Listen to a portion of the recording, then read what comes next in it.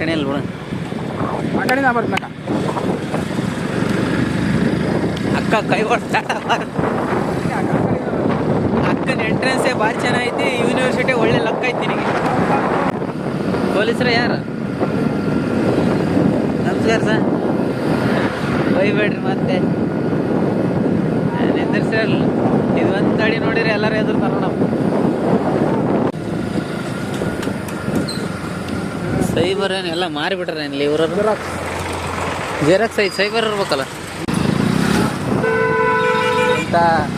ಎಂತ ಹೊಡ್ತಾ ಗಾಡಿಯಲ್ಲಿ ಇದೆ ಭರ್ಜರಿ ಗಾಡಿ. ಜೆರಾಕ್ಸ್ ಎಲ್ಲಿ ಮಾಡ್ತಾರ? ಇದೇ ಮನೇನಾ?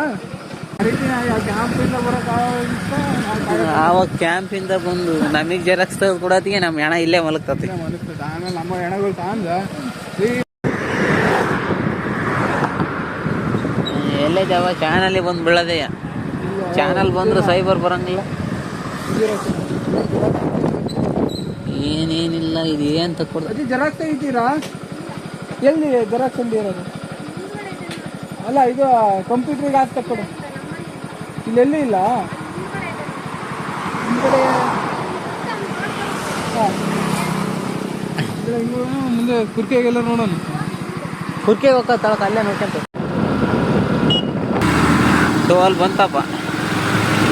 ನಾವಂತೂ ಟೋಲ್ ಕಟ್ಟಲ್ಲ ಬಿಡ್ರಿ. ರೋಡ್ ಏನು ಒಂದು ಸ್ವಲ್ಪ ಚೆನ್ನಾಗಿಲ್ಲ. ಯಾಕೆ ಸುಮ್ಮನೆ ಟೋಲ್ ಕಟ್ಟೋಣ ನಾವು ಅಲ್ಲ?